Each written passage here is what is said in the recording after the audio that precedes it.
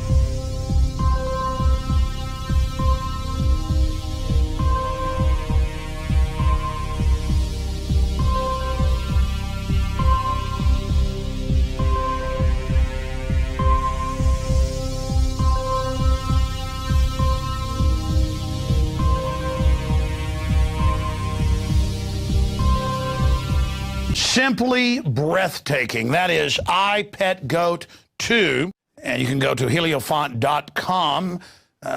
He's worked on many movies like The Spirits Within, Final Fantasy. He worked on The Doctor, that I think was the best animated in there. And he is also someone who worked on Gollum for the Lord of the Rings film.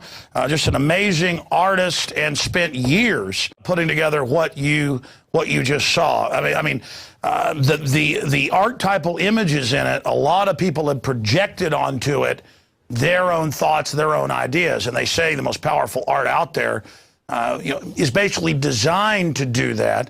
Some people have said it's satanic and it's programming us. So as most of you know by now, I Pet Goat 2 has been out for a little while, as well as the many interpretations on it. Now, I had done my own before even looking to any others, and I can say that this is the first one to break it down this way. So definitely stay until the end. It's going to be a huge connection, huge picture that I'm going to paint for you guys.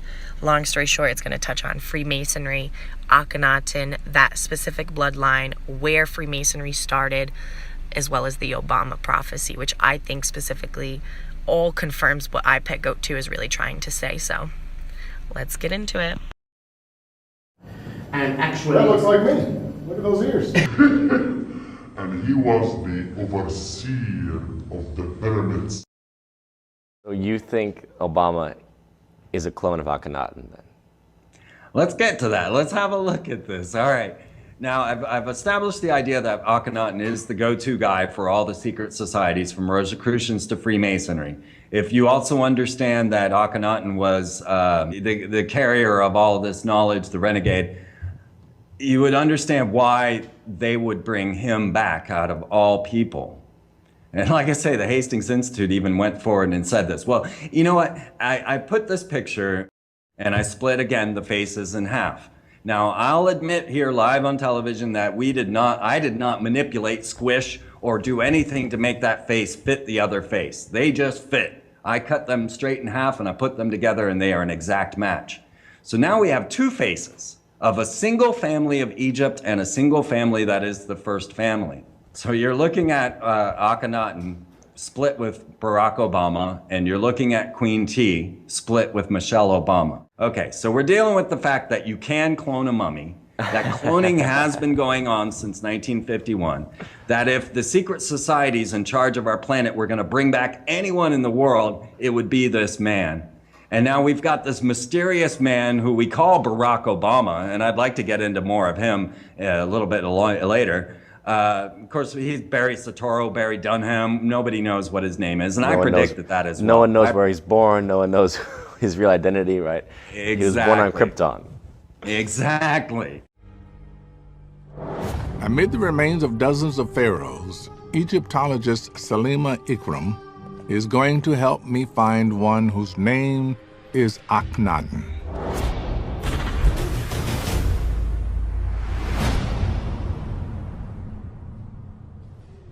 There he is. Akhenaten. Yep. He thought that there were too many gods and not enough focus was on him. There really needs to be an important god whom only I can channel. So he changed things. Radically. He basically closed down most of the temples, said that there is a special god, the sun god, the Aten, and that you can worship the Aten through me. And that didn't go over too well with a few people. No, that was not a very popular move because, of course, all the priests of the other important gods were shut down. Around the year 1350 BC, Akhenaten declared the sun would be Egypt's only god. In doing so, he would found the first faith in recorded history with a single deity. Akhenaten hoped his son would continue this legacy, but his son was only 9 years old when he took the throne. His name was Tutankhamun.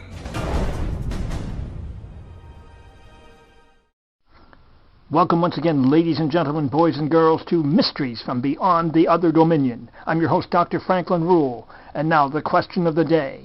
Was Tut possibly reincarnated as Jesus Christ? Now there's a new book out by noted scholar Maurice Cotterell entitled The Tutankhamun Prophecies.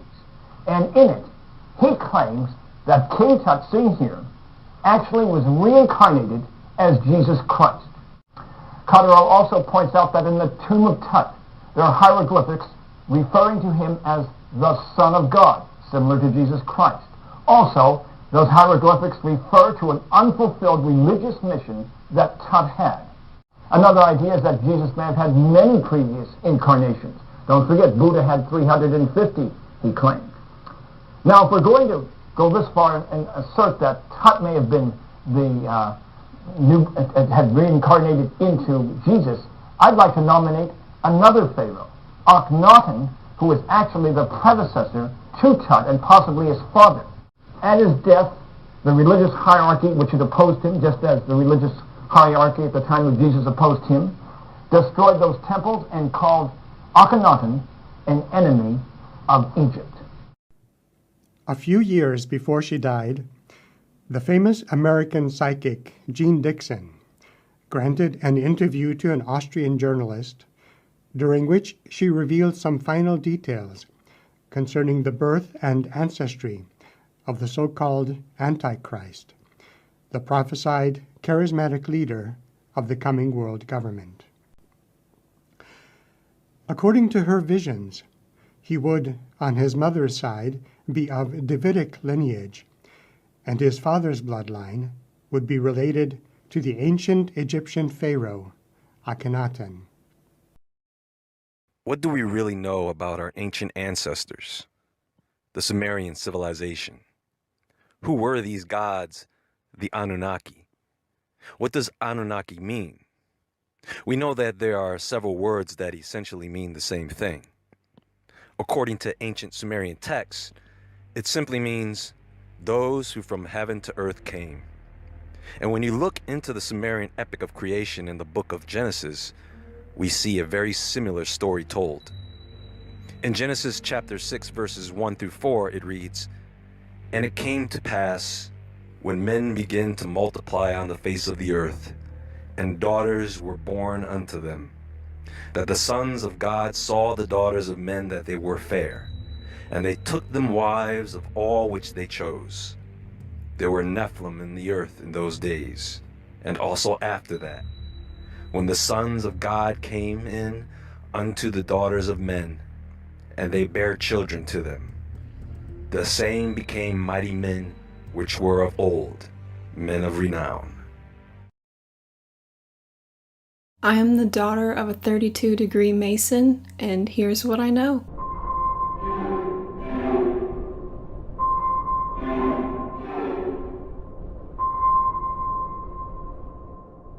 Okay, granted, I made the intro seem a lot more sinister and mysterious than what the video is really gonna turn out to be. Thing is, since I'm not a Mason, I can never actually know all of the secrets behind being a Mason, so as far as exposing them, not sure how that's gonna go. But I do have access to materials that most people, I assume, would not have, such as the manual, weekly newsletters, and these giant, like, dictionaries for words and concepts of the Mason practice. I don't know, they're huge, and I didn't read through the entirety of them, but I read through most of them. There are 33 degrees of Masonry. The 32nd is the highest you can reach as a layman. You have to be like a CEO or someone high up in the government to achieve the 33rd degree. After that, you become something called a Shriner. I don't know much about the Shriners. No one in my family is a Shriner, and they kind of keep themselves a little separate from the Masons. Anyway, so I was very thorough going through this bad boy. This one was published in 1973, and it states that the Masons were officially established in 1735, which is a little different from their claims of tracing back all the way to Solomon's Temple, unless they just liked that, and so they were like, yeah, we're gonna take the Solomon's Temple thing and go from there. But depending on who you ask, and even Masons that you ask, some of them will say, oh yeah, they were Masons at the temple, and it's like, well, yeah, but were they just building rocks, or were they you guys in your secret little club? I don't know. Out of this philosophy, eventually it became formalized, and the Knights Templars, within a large religious system, were the harborers of the ancient philosophy. In other words, they were the harborers of the secret of Gnosticism.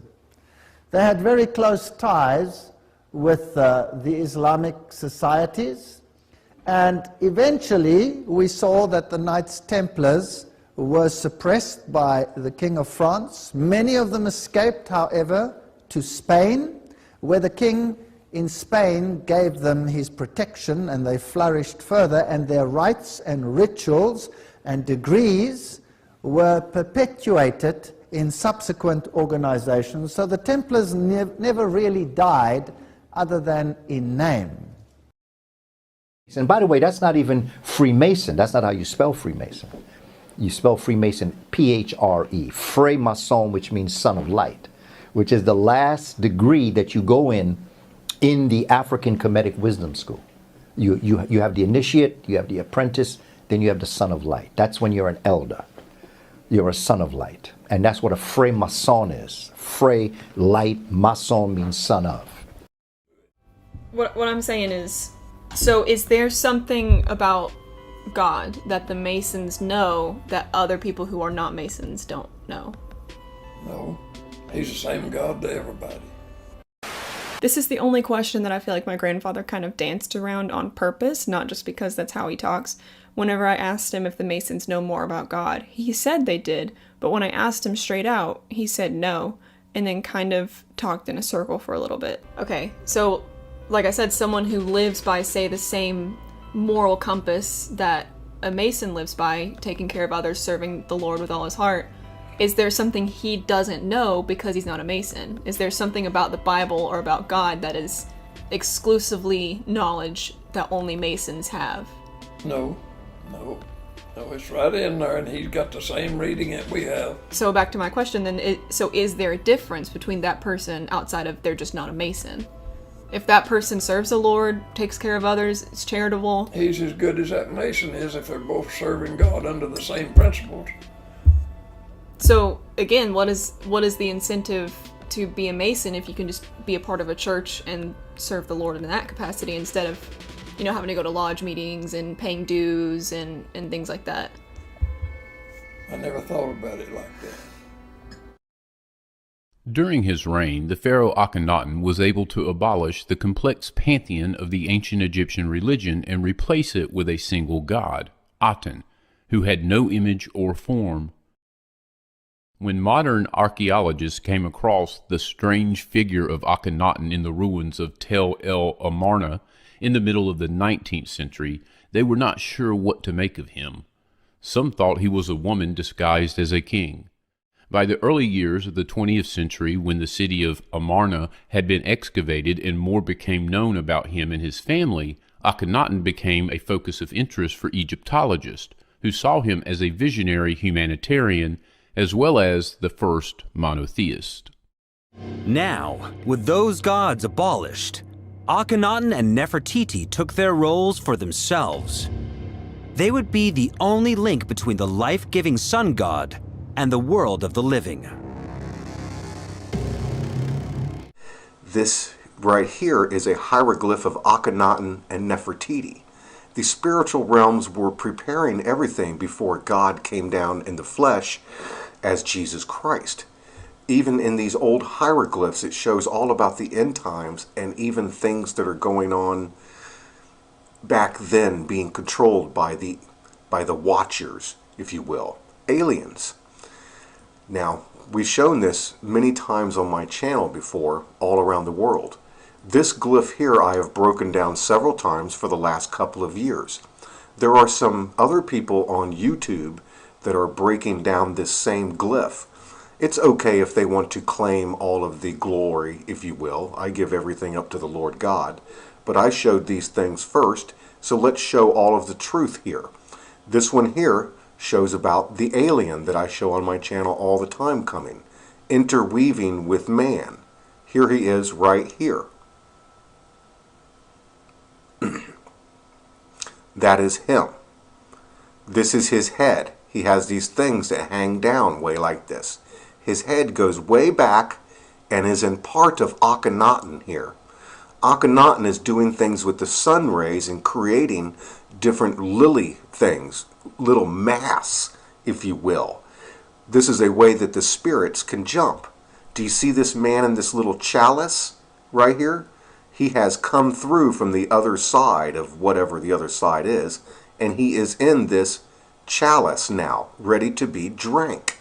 This little entity. He will now be a spirit inside of whoever Akhenaten puts him into, just as this alien is inside of his head. See how the head is weaved together? Right there. I've shown this same alien at Area 51 also. He's all around the world. So there he is, right there. He has his hand around his puppet. He is known as the puppet master. Akhenaten is his puppet, and he is creating more puppets with these little entities that they create through the sacrifices. And they even make little mask things. In other words, you put the mask on, and this spirit jumps inside of that host body and is controlling the person. So this is that right there.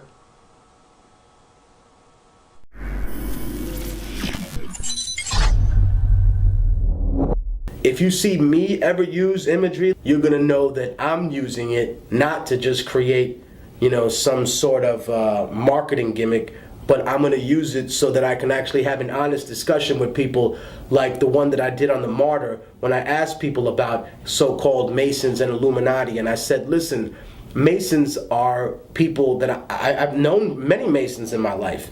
They're people that are very well acquainted with the history of both Europe and Africa. As a matter of fact, one of the degrees is to study the Quran and realize the organizational capacity that it has for a society in restructuring the world when Europe lived in absolute chaos and darkness. But what I see it now as, with my research in symbolism, which I didn't know much about when I started the film, I can now see that it's a ritual, about, it's kind of a way to say, look, this is what's going to happen to your economy, because those two towers are a symbol of the economy. And when they crumbled, it was like, we will implode your economy. And you watch your economy crumble. So that's what it means. Exactly. As I've studied the Illuminati, who really are the opposite of what they say, they seek to create darkness, but then call themselves illuminated because they're going to be illuminated, but you're going to be in darkness. It's basic magic. They have to engage in the lesser magic of telling you what they're going to do up front. And so the mojo is 1 trillion times more powerful when they actually do it. 170,000 Americans dead. Millions of jobs gone, while those at the top take in more than ever. Our worst impulses unleashed, our proud reputation around the world badly diminished, and our democratic institutions threatened like never before. Now, I know that in times as polarized as these, most of you have already made up your mind. But maybe you're still not sure which candidate you'll vote for, or whether you'll vote at all. Maybe you're tired of the direction we're headed, but you can't see a better path yet. Or you just don't know enough about the person who wants to lead us there. When our founders declared a new order of the ages, they were acting on an ancient hope that is meant to be fulfilled. The end of the Republic has never looked better. Folks, there is a new world order that's being created.